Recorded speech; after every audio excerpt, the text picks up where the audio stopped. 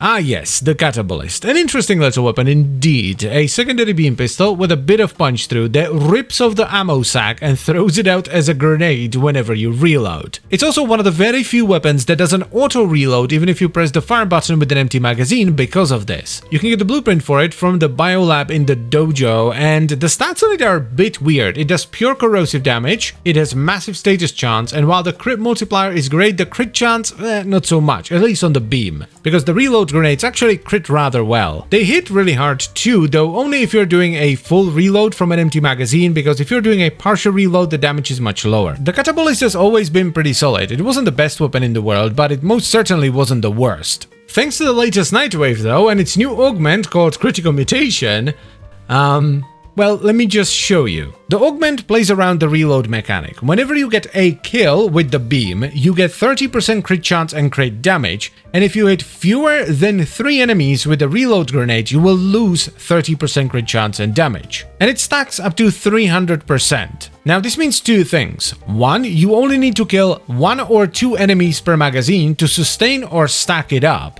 And 2, you get more crit chance and damage than with Prime Target Cracker and Prime Pistol Gambit from a single mod.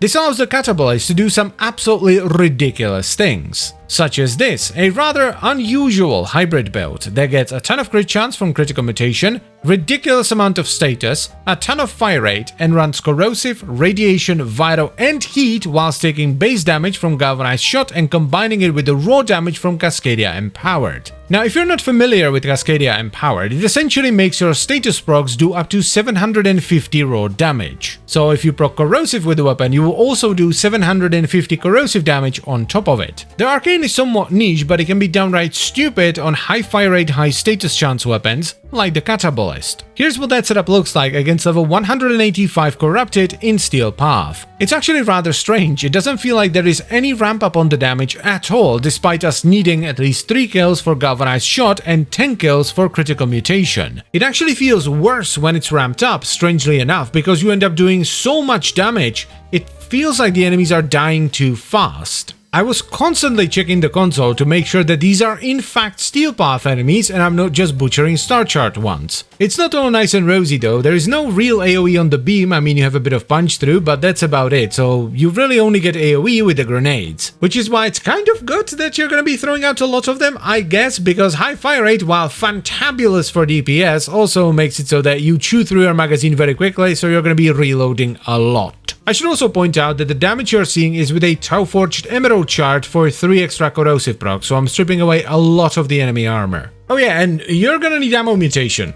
Like a lot of it. Now, if you're not interested in the mech special, you can do a more standard build instead. Something relatively basic like this will be just fine. It's just a hybrid of Vital and Heat. It's fairly flexible as well. I run the most basic arcane here, secondary Merciless, but Cascadia Flare is absolutely fantastic, and you can even run secondary Encumber if you want to. Alternatively, you can swap Expel Grenier for Hornet Strike and then run one of the funkier arcanes instead. The damage is also really good here, so you can easily blast your way through Steel Path with this, though it's not quite as insane as the first one. It's not very far off though, it's still a really good build. Now, these two builds only scratch the surface of what's possible on this weapon, which in my eyes is like the best thing about really strong weapons. You can kind of do whatever you want in them and you're probably gonna be fine. Wanna try out electricity? Go right ahead. Wanna use gas? Sure, why not? Wanna do a war crime setup that runs both? Why not? This augment is a great example of why they don't want to give us more mod space on weapons. Because that's effectively what this augment does, right? It gives you 3 crit mods worth of crit in one. And when you have a mod like that, you can do so much more with the rest of the weapon. Now, on one hand, this might not be the best thing in the world because it trivializes a large portion of Steel Path as well as everything else, but on the other, it's also a lot of fun to have a lot of viable builds that you can use. But anyway, this augment is dumb. It makes the Catabolyst into an absolutely ridiculous secondary, so I would highly recommend you try it out. But anyway, I thank you very much for watching and I hope you've enjoyed the video, and I would also like to extend a special thank you to all the channel members. Thank you very much guys, I really appreciate your support, it means a lot to me. And I'll see you next time, bye bye.